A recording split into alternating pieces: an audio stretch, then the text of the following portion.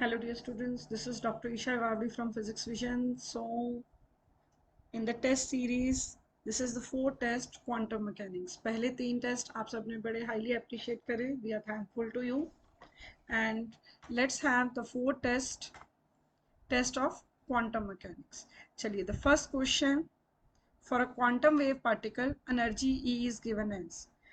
Quantum में particle की energy कैसे दी जाती है? क्वांटम में पार्टिकल की एनर्जी दी जाती है एच कट ओमेगा से. एच कट ओमेगा मतलब H upon 2 pi into omega. ठीक है. और मोमेंटम कैसे दिया जाता है उसका? मोमेंटम का फॉर्मूला क्या होता है क्वांटम में पार्टिकल का? एच कट के. एच कट के इज प्रोपगेशन कांस्टेंट. के की वैल्यू क्या होती है? 2 पाई अपॉन लैम्डा. चलिए next question after this. Question number 2, which of the following is not a characteristics of wave function. देखिए वेव फंक्शन की सबसे इंपॉर्टेंट बात वो कंटिन्यूस होना चाहिए, सिंगल वैल्यू होना चाहिए और डेरिवेबल होना चाहिए. राइट. फिजिकली सिग्निफिकेंट ये होता ही नहीं है. वेव फंक्शन का कोई भी फिजिकल सिग्निफिकेंस नहीं होता. Wave function has no physical significance. तो इसका मतलब एक बात तो बड़ी क्लियर है कि फिजिकली सिग्निफिकेंट नहीं होता. तो this is not it's property. Next question. Which function is considered independent of time to achieve steady state form? दो तरह की श्रोडिंगर इक्वेशन होती हैं, एक स्टडी स्टेट वाली और एक टाइम डिपेंडेंट वाली. जब हम कहते हैं कि वो टाइम पे डिपेंड ना हो, मतलब स्टडी स्टेट हो, तो उसमें जो उसका पोटेंशियल होता है वो टाइम से इंडिपेंडेंट होना चाहिए. तो स्टडी स्टेट में जो पोटेंशियल होता है it is time independent. Next, question number 4. The steady state form of Schrodinger wave equation is. Steady state form ये रही बेटे. इस स्टडी स्टेट फॉर्म में अभी पिछले क्वेश्चन में बोला कि जो पोटेंशियल है वो टाइम डिपेंडेंट नहीं होना चाहिए. ये रहा. कई बार पोटेंशियल को v लिख देते हैं, कई बार u लिखा होता है. ये इक्वेशन में ये इक्वेशन लीनियर है. बच्चे बिल्कुल भी कंफ्यूज मत हो कि डबल डेरिवेटिव है. डेरिवेटिव डबल है ना, वेव फंक्शन थोड़ी साई स्क्वायर है. वेव फंक्शन तो सिंगल ही है. So that means linear quadratic तो आप मेरे से ज्यादा अच्छा जानते होंगे. तो ये इक्वेशन जो है ये लीनियर होती है. Next after this question number 5. The value of energies for which Schrodinger steady state equation can be solved is called. Equation क्या होती है? एच साई इक्वल्स टू ई साई. यही इक्वेशन होती है ना. ऑपरेटर लगाते हैं, ई एनर्जी वैल्यूज आती हैं. राइट. और इस इक्वेशन को क्या बोलते हैं? Eigen value equation. और एनर्जी क्या है? इसकी आइगन वैल्यूज है. आइगन वैल्यू इक्वेशन यही होती है ना. ठीक है. इस पूरी को, और ये हमारा क्या होता है? ऑपरेटर जो ऑपरेट कर रहे हैं. और साई क्या होता है? Eigen function. आइगन फंक्शन लिख देते हैं प्रॉपरली. इसको एक मिनट ड्रॉप कर लेते हैं. It is eigen function. ठीक है. सो इस हिसाब से इसका आंसर क्या बनना चाहिए? Eigenvalues. Next question.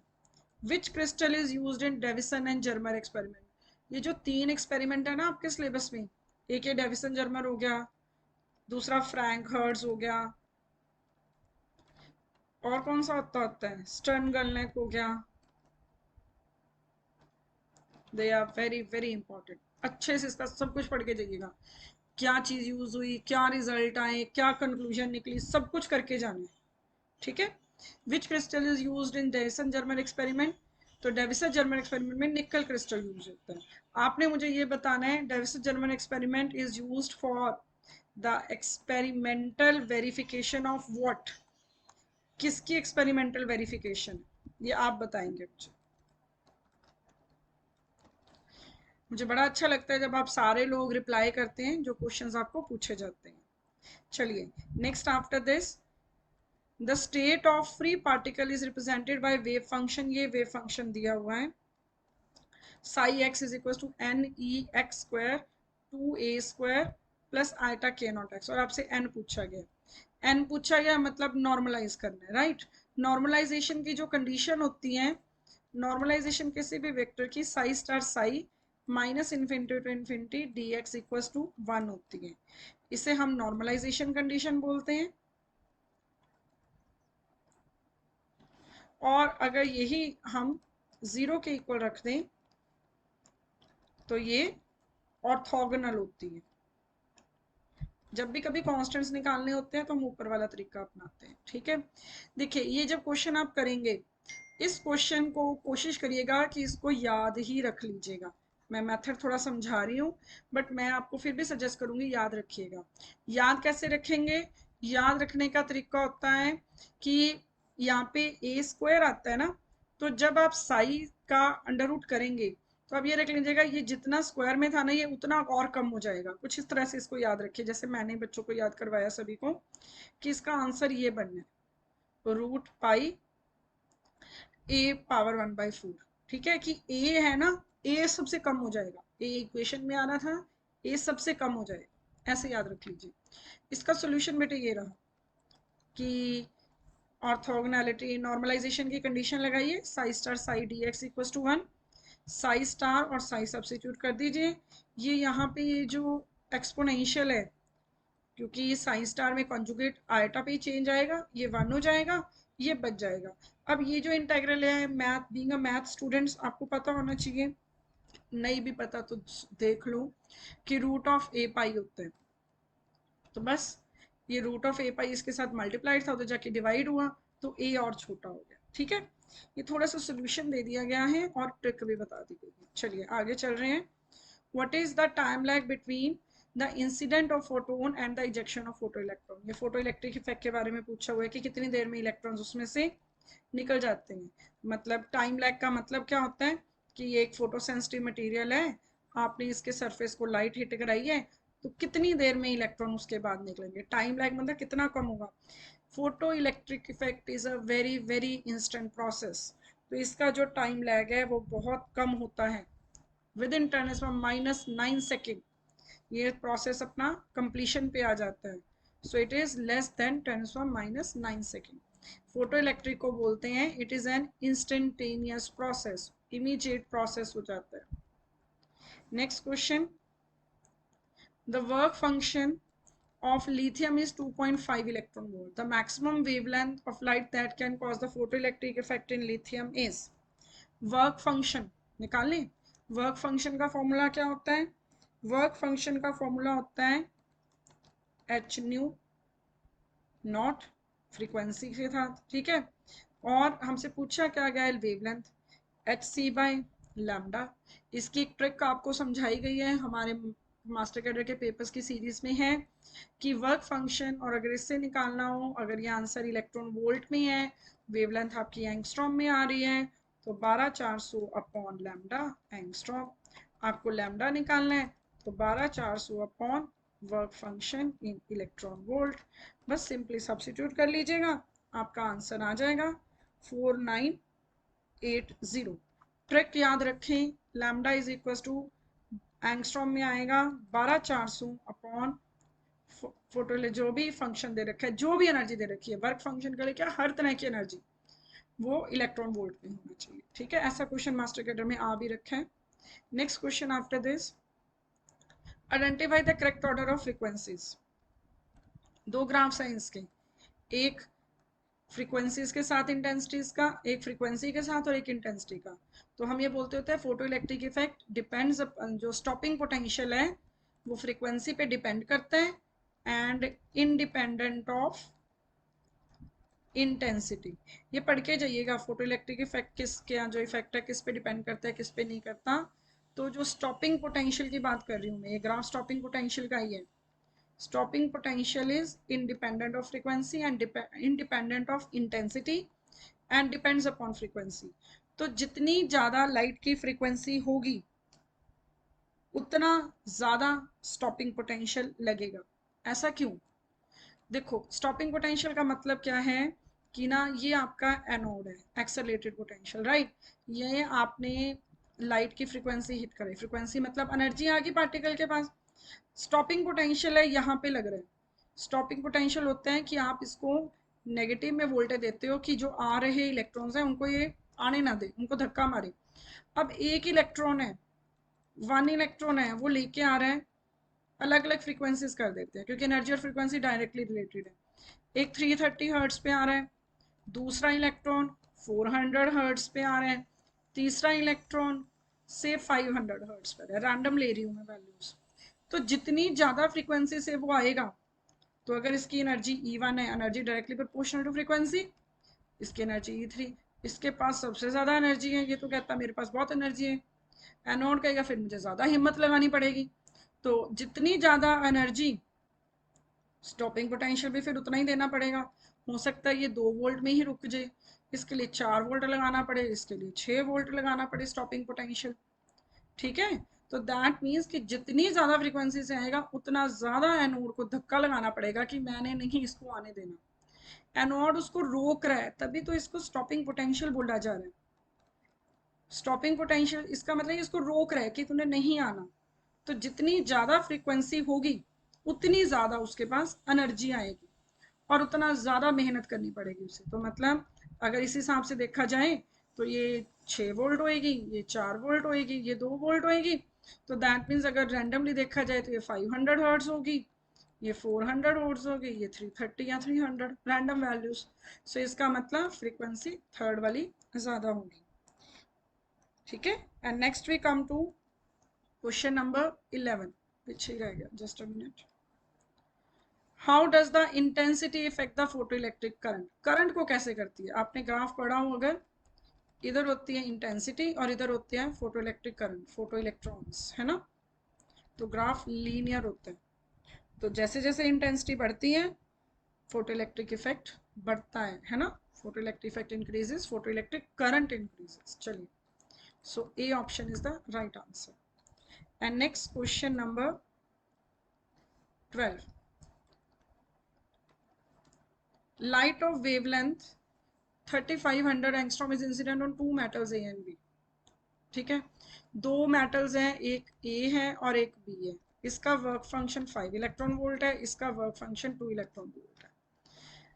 आपसे पूछा गया है किस में से ज्यादा फोटो इलेक्ट्रॉन्स निकलेंगे और क्यों।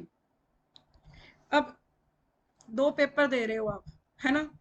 एक पेपर थोड़ा टफ है, वर्क फंक्शन क्या होता है उसको क्लियर करना, उसकी मेरिट हाई जाना। ठीक है, इस पेपर की जो मेरिट है वो हाई जा रही है, इसकी कंपैरेटिवली लो जा रही है। तो किस पेपर को क्लियर करना आसान है?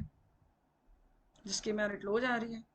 मेरिट भी छोड़ो, क्वेश्चंस कैसे आए हुए, मेरिट से भी कंफ्यूजन है कि मैम मेरिट तो बाद की बातें हैं, पेपर कैसा आया हुआ है। ठीक है, पेपर दो तरह के तरीके से लेके चलिए कि दो पेपर्स हैं, ये पेपर टफ है, ये पेपर इजी है।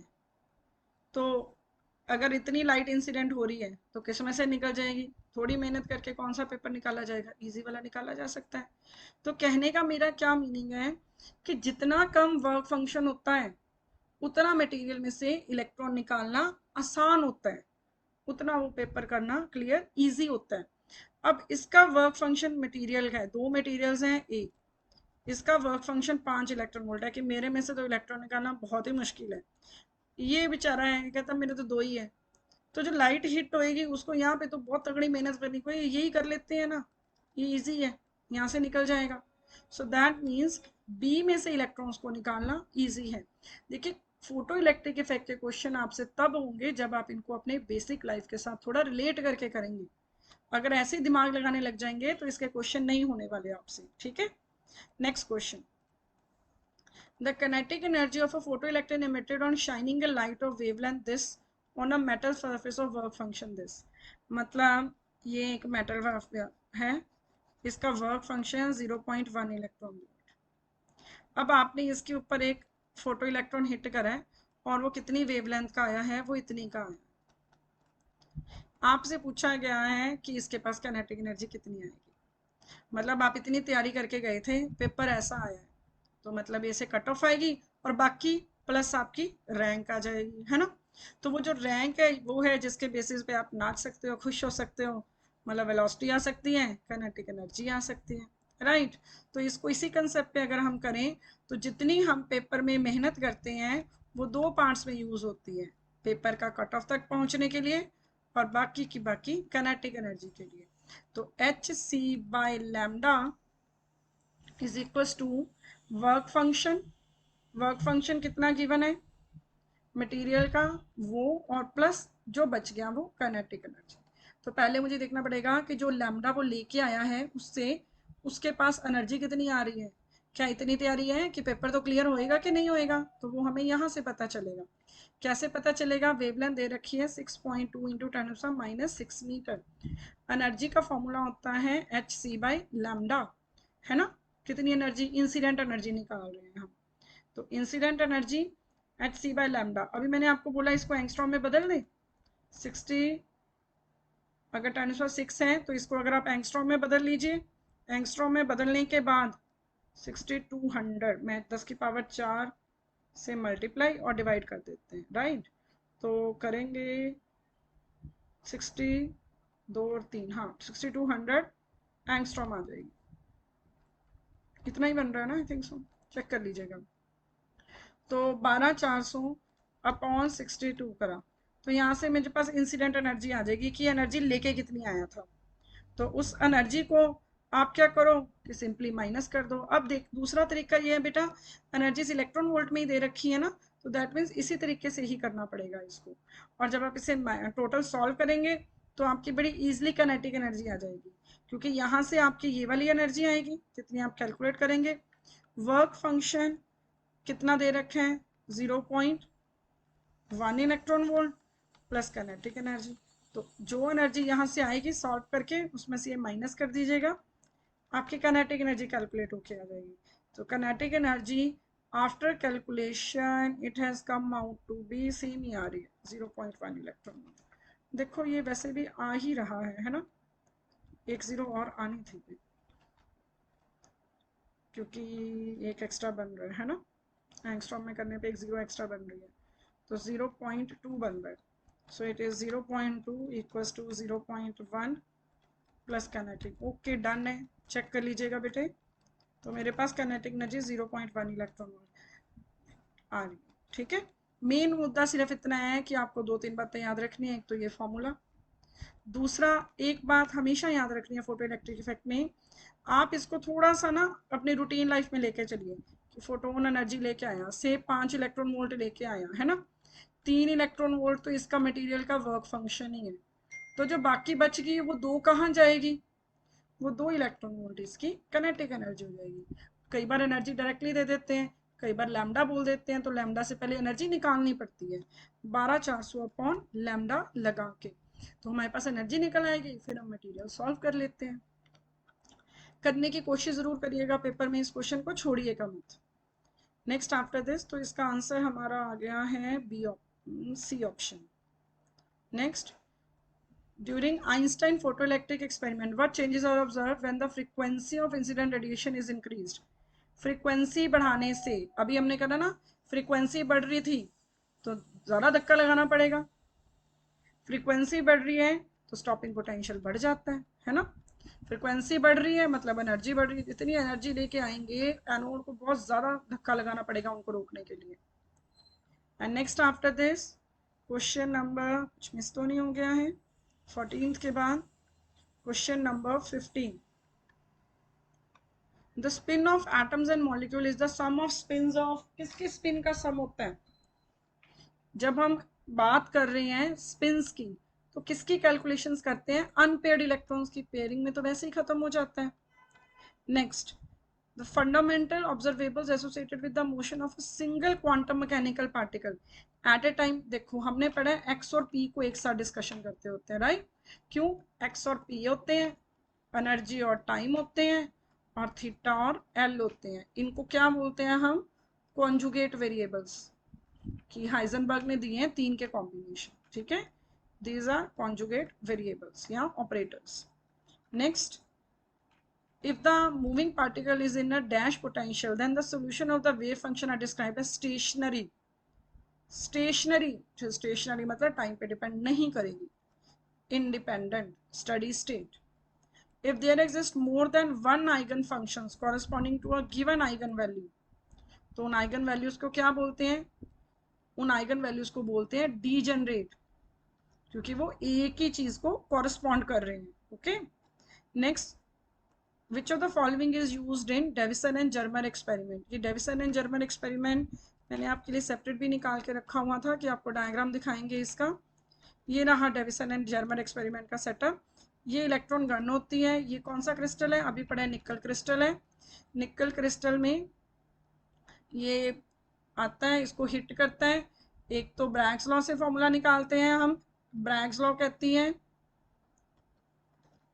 2d equals to 2d sine theta equals to N lambda. एक यहाँ से वेवलेंथ आ जाती है, ठीक है, इंटरप्लेनर स्पेसिंग पता होती है डी। और एक वेवलेंथ जो है हमने lambda is equals to H upon P de Broglie से निकालते हैं। ये थ्योरी है, ये एक्सपेरिमेंट है। थ्योरी और एक्सपेरिमेंट एक दूसरे को सपोर्ट करते हैं इसमें। तो डेविसन एंड जर्मन में क्या यूज हो रही है, इलेक्ट्रॉन गन यूज हो रही है, ठीक है। ओपन करें टेस्ट फिर से, हाँ जी। So which the following is used in Davisson and German experiment. Double slit नहीं यूज होती, डबल स्लिट्स तो उसमें यूज होती है स्टन गन में, राइट। इलेक्ट्रॉन गन एम्प्लॉय करते हैं। और electron microscope matter waves de Broglie की ही एप्लीकेशन है, याद रख लेना एक, वैसे तो क्वेश्चन है आगे ये भी। कॉम्पटन शिफ्ट डिपेंड्स अपॉन, बड़ा फेवरेट क्वेश्चन है इनका। कॉम्पटन शिफ्ट किस पे डिपेंड करता है, delta lambda is h upon m naught c 1 minus cos phi angle of scattering. Next, which of the following is used associated with an electron microscope, matter waves। Matter waves, ये जो electron microscope है ये इसी की एक application है। ये देखिए, ये भी मैंने निकाल के रखा हुआ था आप लोगों के लिए। An application of matter waves, an application of matter wave is electron microscope.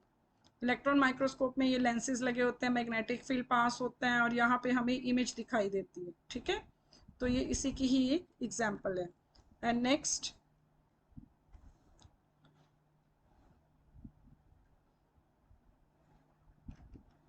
Y does light travel as a wave. Light as a wave क्यों ट्रेवल करती है। Options are due to small packets called photon. ये तो इसका quanta है, reason थोड़ी हुआ, ये तो क्वांटा है। क्वांटा मतलब यूनिट है मेजर करने की। इलेक्ट्रिक फील्ड, अकेला इलेक्ट्रिक फील्ड थोड़ी होता है। मतलब कह रहे हैं light doesn't travel as a wave, ये तो बिल्कुल ही गलत है।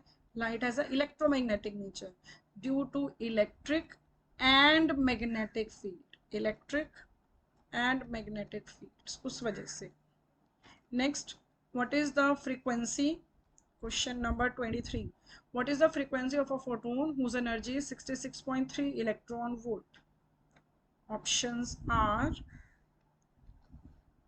एनर्जी दे रखी है 66.3 इलेक्ट्रॉन वोल्ट। कैसे करें, एनर्जी का वेवलेंथ के साथ रिलेशन करके करें कि सीधा फ्रीक्वेंसी वाले तरीके से कर दें। फ्रीक्वेंसी वाले तरीके से करेंगे तो हालांकि निकल तो सिंपल आएगा, E is equal to h nu, nu निकालना है तो energy upon Planck's constant, but energy किस में है, इलेक्ट्रॉन वोल्ट में है। इसको चेंज कर लीजिए, 1.6 इंटू 10⁻19, अब हो गया जूल में change. 66.3 into 1.6 10⁻19 upon Planck's constant 6.6 into 10⁻, क्या होता है 34, ठीक है। तो सॉल्व करें इसको and when you will sort it out you will get the result. तो इसे सॉल्व करेंगे तो आपके लिए सबसे अच्छी बात पता है क्या है, ये दोनों सेम ही टेबल पे कट रहे हैं, तो 1.6 वाला आंसर होगा, है ना। आंसर ढूंढना आसान हो जाता है। चलिए नेक्स्ट क्वेश्चन, ऐसे कैलकुलेशन आए तो पेपर में करते अच्छा भी लगता है। Next question number 24, calculate the energy of photon of wavelength 6600 angstrom. ऐसे क्वेश्चन इसलिए डाले गए, ये काफ़ी आ रहे हैं पेपर में, energy, frequency, wavelength based questions. Energy of photon of wavelength 6600 angstrom. अब एनर्जी का formula 12400 upon wavelength in angstrom. ये आप लोग खुद करिएगा, it's a simple thing to be done, answer will come out to be this much, ठीक है। Next after this, among the following four spectral region, which one of the in which of the them the photon has the highest energy। देखो सबसे पहले तो आपको spectra के बारे में चीज़ें बहुत अच्छे से याद रखनी है। ये विबग्योर है, इधर यूवी है, इधर आई है, ठीक है। ओके, यूवी को इकट्ठा लिख देते हैं, आईआर को इकट्ठा लिख देते हैं। हम देख रहे हैं ना इधर लैम्डा इंक्रीज हो रहा है, फ्रीक्वेंसी डिक्रीज हो रही है। अगर फ्रीक्वेंसी डिक्रीज हो रही है तो एनर्जी भी डिक्रीज ही होती है।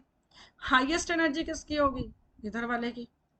आगे जाते तो बड़ी कम ही हो रही है, तो सबसे कम एनर्जी की, सबसे ज्यादा एनर्जी यूवी की होगी, वॉयलेट की होगी। यूवी है नहीं, वॉयलेट आंसर आ गया। ठीक है, सबसे कम किसकी होगी? मार्क लिखिएगा जरा चैट बॉक्स में। ठीक है, आगे चल रहे हैं अब हम इसके बाद। Question number 26, what will be the photon energy for a wavelength of 5000 angstrom if energy of photon corresponding to a wavelength of 7000 angstrom is this much? Comparison का क्वेश्चन आ गया। Energy inversely proportional to wavelength, तो ये energy is this much. Energy joule में दे रखी है, answer electron volt में दे रखी है। चलो बाद में चेंज करेंगे, पहले जूल में तो निकालें। E2/E1 लैम्डा 1/λ2, सो E2 लैम्डा 1 कितना दे रखा है? 7000 है ना। करेक्ट करें इससे,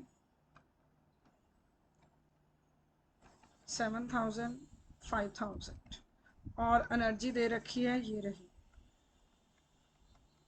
इसे सॉल्व करें, और इसे सॉल्व करके जो आपकी एनर्जी आएगी वो आपकी एनर्जी आ जाएगी, किस में आएगी भला?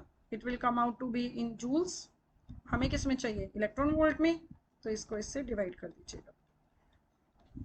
ठीक है, बड़ी सिंपली सॉल्व हो जाएगा। पता है क्यों? क्योंकि ये 3 जीरोस कट गई, ये अराउंड 1.4 है। ठीक है, 16 के रफली कैलकुलेट कर दीजिएगा, और रफली कैलकुलेशन से आप अप्रॉक्सीमेटली 3 के करीब आ जाएंगे। Next question after this, question number 27, photons of energy 10.25 falls on the surface of a metal emitting photoelectrons of maximum kinetic energy 5, तो what is the stopping potential required? Question देखो, बड़े ध्यान से क्वेश्चन को पढ़ो। ये एक मटेरियल है ना, इसके ऊपर जो फोटोन में इतनी एनर्जी के फोटोन्स फॉल हो रहे हैं, मतलब इतनी लाइट एनर्जी की आ रही है, और उसकी जो मैक्सिमम काइनेटिक एनर्जी है 5 इलेक्ट्रॉन 5 वोल्ट है। इससे ज़्यादा एनर्जी से वो नहीं जाने वाले। तो एक बात हमेशा याद रखो कि जो स्टॉपिंग पोटेंशियल होता है ना, वो मैक्सिमम काइनेटिक एनर्जी के इक्वल ही होता है। तो इतना तो दिमाग लगाना ही नहीं, कुछ माइनस वगैरह मत करने बैठ जाना। सिंपली इसका आंसर वही है जो आपकी काइनेटिक एनर्जी है। बिल्कुल भी दिमाग नहीं लगाना इस क्वेश्चन में, सिर्फ इतनी एक ट्रिक याद रखनी है कि maximum kinetic energy stopping potential ही होता है। Next question, what is the energy of photon of wavelength lambda? Photon की जो होते हैं वो वेलोसिटी ऑफ लाइट से मूव करते हैं, तो फोटोन की जो एनर्जी किसकी इक्वल होती है? पीसी के। हमें मोमेंटम निकालना है, तो मोमेंटम किसकी इक्वल होगा? E/c। मोमेंटम का एनर्जी क्या होती है फोटोन की? आइंस्टाइन ने दी थी mc²। उस तरीके से चलना चाहें तो उस तरीके से चल लीजिए। हमें एनर्जी पूछी हुई है, सॉरी मैं तो फोटोन का दूसरा निकालने लग गई। तो मोमेंटम का formula P is equal to h/λ और साथ में c, तो इसका आंसर बना hc/λ, B option. Next question number 29, what is the momentum of photon of wavelength? ये वही है जो मैं ऊपर निकाल रही थी, है ना। चलिए P, अब मुझे P निकालना है। P कैसे निकलेगा? E/c। तो P एनर्जी किसकी इक्वल आ रही है? अब उसी तरीके से चलिए, P is equal to mc²/c, तो P इक्वल टू mc के इक्वल आ गया। अब mc के इक्वल से आप इसके साथ इसका कैसे कंपैरिजन करेंगे? mc और एनर्जी वैसे किसके इक्वल होती है? E is equal to h nu, तो उन दो न्यू क्या होता है? c/λ। तो उस तरीके से अगर आप इसको कंपेयर करेंगे तो आपके पास एक्सप्रेशन आ जाएगा h/c। ठीक है, it is h/c। and the next after this, ज़्यादा कंफ्यूज होने की जरूरत नहीं है, डायरेक्टली लिख लीजिएगा। अगर आपको नहीं समझ आया कंसेप्ट तो फिर से यहाँ से देख लीजिए। P is equal to mc, एक तो ये भी फॉर्मूला होता है। mc² से अगर आप चाहें तो आप इसको एनर्जी mc है, एनर्जी h/v भी होती है, ऐसे भी कर लीजिए, यहाँ से सीधा निकाल लीजिए। ठीक है, कंफ्यूज नहीं होना कि मैम ने क्या बता दिया। एक तो ये तरीका है, और एक ये वाला तरीका, डायरेक्टली याद रख लीजिए। Next question number 30, which among the following shows the particle nature of light. Simple सी बात है, ये तो तीनों ऑप्टिक्स हैं, हम तो ये तीनों चीजें ऑप्टिक्स में पढ़ते हैं, तो ऑप्टिक्स में है तो ये क्या बताएगा, ये वेव नेचर बताएगा। Photo electric effect, Compton effect, ये दोनों हमें क्या बताते हैं, ये दोनों हमें पार्टिकल नेचर बताते हैं। Next, for a particle with infinitely hard walls the potential is maximum at, particle with infinite hard walls, box की बात हो रही है ना। बॉक्स की डायमेंशंस क्या होती हैं, 0 to L, तो ज़्यादा से ज़्यादा कहाँ जाके L को जाके हिट होके आ जाएगा, सो इसका आंसर है L। The walls of a particle in a box are suppose to be, कैसी वॉल्स होती हैं, वॉल्स आर हार्ड, रिजिड बोलते हैं हम, हार्ड होती हैं, इनफाइनाइटली लार्ज होती हैं, ठीक है। So it is infinitely hard and infinitely large. Particle in a box is a very very important problem. अच्छे से पढ़ के जाइएगा, उसका वेव फंक्शन, उसकी एनर्जी, ठीक है। वेव फंक्शन आ भी गया।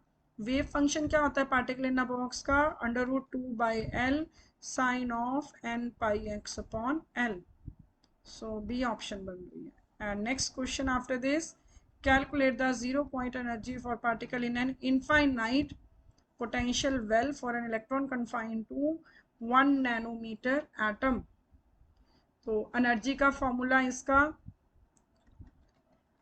राइमिंग से याद रखिए, n² π² h² upon 2ml²। Infinite 0 point है तो n को 1 पुट करेंगे, पाई आपको पता होता है, एच कट देखो मैंने तो याद रखा हुआ है 6.6 अपॉन 2 पाई होता है ना, तो 1.05 इंटू 10⁻34 हो जाता है, ठीक है। एंड एच कट का स्क्वायर करना है तो मतलब इसका स्क्वायर लिख देंगे, ओके। नीचे 2 मास गिवन है, इलेक्ट्रॉन है, तो इलेक्ट्रॉन का मास होता है 1.6 इंटू 10⁻90, और एल भी गिवन है कि 1 नैनोमीटर है ना, कि 1 नैनोमीटर वेल होगा कि इतनी जगह है, 1 नैनोमीटर पूरा डिस्टेंस होगा, 1 नैनोमीटर द डिस्टेंस होएगा उस वॉल का, अंदर वाला जो एल है ना वो वैल्यू होएगी। तो एल भी गिवन हो गया हमें एक तरह से, it is 1 nanometre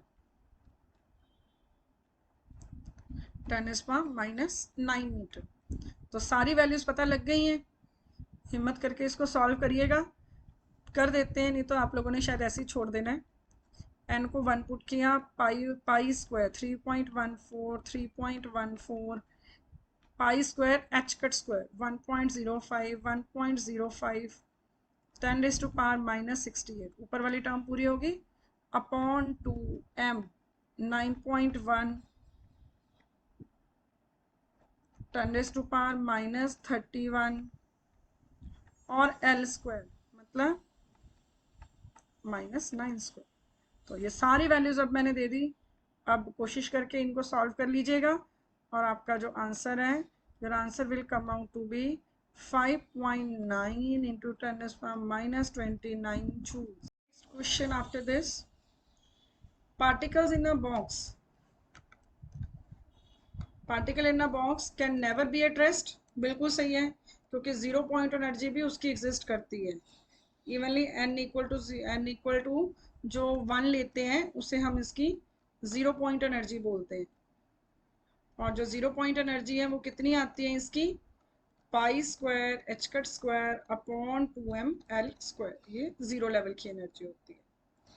next question number 36, when the Schrödinger equation is solved for energy greater than V0, energy ज़्यादा है पोटेंशियल से, मतलब आपने ज़्यादा मेहनत करी है पेपर की लेवल से, तो होगा क्या, वेव फंक्शन जाएगा, बड़ा आगे अच्छे से मूव करेगा, कि ये पोटेंशियल है V0 और ये एनर्जी है, एनर्जी पोटेंशियल से ज़्यादा है, तो वेव फंक्शन जाएगा और इधर भी क्रॉस करेगा, ये मेरे पास एनर्जी है, मैं क्रॉस कर सकता हूँ, I am confident. So that means in this case the particle will move and its solution will be oscillatory inside as well as outside. कोई क्वेश्चन पीछे मिस तो नहीं हो गया है? Let me check. 36, 37, एक ये 35th क्वेश्चन रह गया था। The eigenvalues of a particle in a box are. Eigenvalue क्या होगी पार्टिकल इन अ बॉक्स की? आइगन वैल्यू होती है वो जो वेव फंक्शन के आगे लिखते हैं ना हम, √2/L sine of n πx/L। तो ये जो आगे वाली वैल्यू लिखी जाती है वो इसका आइगन फंक्शन होती है। And next after this √2/L हो गया, एंड 36 हमने कर लिया था, 37th भी हो गया। Now we come to 38th question. In an finite potential well, the potential energy outside the box is। Box के बाहर क्या होती है? बॉक्स के बाहर कांस्टेंट होती है, सिर्फ अंदर ही हम कहते हैं जीरो होती है, बॉक्स के बाहर जो मर्जी रहे it is a constant value outside the box. ठीक है, outside the box it is constant.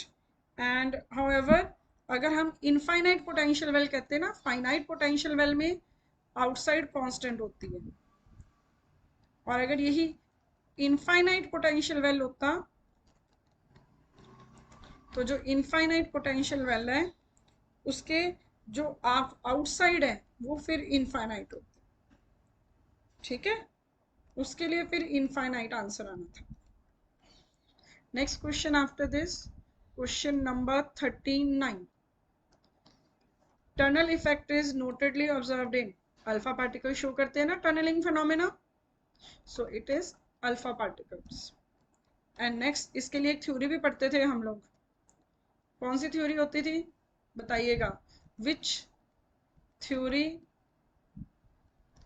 is used for explaining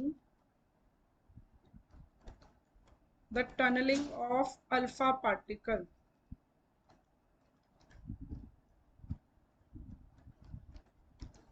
चलिए नेक्स्ट चलते हैं। The transmission based on tunnel effect is that of a plane through a. कौन सा barrier होता है जो हम टनलिंग इफेक्ट में यूज करते हैं? रेक्टेंगुलर बैरियर प्रॉब्लम होती है ये वाली। Question number 41। Which of the following can be the quantum number for an orbital. Orbit के लिए हमें पता है कि जितना n होता है, सपोज n अगर 3 है तो l क्या होगा? l की वैल्यू 2 तक जाएंगी ना, 2 1 n is equal to l-1 तक जाती होती है। उसके बाद जो ml होता है वो -2 -1 0 +1 +2 सारी वैल्यूज रहेंगी। तो ये ऑप्शन अगर मैं n इक्वल टू 2, l तो कभी बढ़ ही नहीं सकता, बराबर भी नहीं हो सकता। ठीक है, अब ऑप्शन बची ये दोनों, n equal to 3 l equal to 2। ठीक है, -3 हो ही नहीं सकता ना, -2 तक जाना था, तो सी ऑप्शन ही हमारी करेक्ट बन रही है। Next question number 42। The total value of magnetic quantum number is. Magnetic quantum number l पे डिपेंड कर जाता है, उसी से निकाला ना मैंने कि अगर d है तो -2 -1 0 +1 +2, तो इट इज 2l +1। जैसे ये अगर 2 आया है तो 2 × 2 2 × 2 +1, तो 5 वैल्यूज दिख रही है मुझे ये वाली। ठीक है, चलिए next. What is the maximum number of electrons in a shell. Electrons कितने होते हैं और डीजेनरेसी कितनी होती है, दो अलग अलग बातें हैं। यहाँ पे पूछा हुआ है मैक्सिमम नंबर ऑफ इलेक्ट्रॉन्स, तो वो 2n² है, और n² होती है उसकी डीजेनरेसी, दोनों बातें अलग अलग हैं। ठीक है, next question. if the if the particle moving in a dash potential, then the solution of wave function are described as stationary। question repeat हो गया, they are time independent। question number 45। any two variables that are canonically conjugate, जैसे x और p, ठीक है, energy और time, इनको canonical conjugate बोलते हैं। दे ओबे द रिलेशन, इनका रिलेशन क्या आना चाहिए? इसका रिलेशन आइटा एच कट होता है। ठीक है, तो याद रखना है ए और बी अगर कैनोनिकली कंजुगेट हैं तो उनका रिलेशन आइटा एच कट होता है। The value of LZ and L positive, positive होते हैं लैडर ऑपरेटर, ये राइजिंग ऑपरेटर होता है, माइनस वाला लोअरिंग होता है। तो अगर पॉजिटिव है तो पॉजिटिव आंसर है। ये कब होगा? ये तब होगा जब LZ और L माइनस होगा। And next after this Question number 47. According to quantum mechanics, the most probable distance of electron from the nucleus in 1s state. 1s state होती है इसकी ग्राउंड स्टेट, और ग्राउंड स्टेट में वही होगा जो सिंपल रेडियस होता है ए नॉट, जो किसके इक्वल होता था 0.529 angstrom. Next question number 48. What is the value of this? ये पॉलीस्पिन मैट्रिसेस होती हैं. दो चीजें होती हैं बेटे, अगर ये sigma x sigma y product form में दिया जाए या sigma x sigma y bracket form में दिया जाए. जब ब्रैकेट फॉर्म में दिया जाता है तो डबल होता है, और अगर सिंगली दिया जाता है तो सिंपली आइटा सिग्मा जेड होता है. ये दो बातें बड़ी ध्यान में रखनी है कि पेपर में पूछा क्या गया है. The probability density of a state is always real. क्यों? ये साई स्टार साई से निकाली जाती है. एंड द लास्ट क्वेश्चन, क्योंकि हम हर क्वेश्चन 50 क्वेश्चंस का सीरीज कर रहे हैं ना. Which of the following is an eigen function of momentum operator with positive eigen values? Positive eigen values मतलब positive eigen value h cut k जिसकी आ रही हो, तो क्या करेंगे आप इन सब का d by dx लेके देखेंगे. eigen operator क्या होता है? Momentum iota h cut d by dx of this wave function. ठीक है, तो ये क्वेश्चन हालांकि मास्टर कैडर के एग्जाम में भी आया हुआ है, बस थोड़ा सा ऑपोजिट तरीके से पूछा हुआ है. वहाँ पे मैंने ये वाला चेक करा है, वहाँ पे भी बहुत अच्छे से डिटेल में सॉल्व किया हुआ है आप लोगों के लिए. आइटा के ई पावर आइटा के एक्स, तो आइटा स्क्वायर -1 आ गई पॉजिटिव वैल्यू.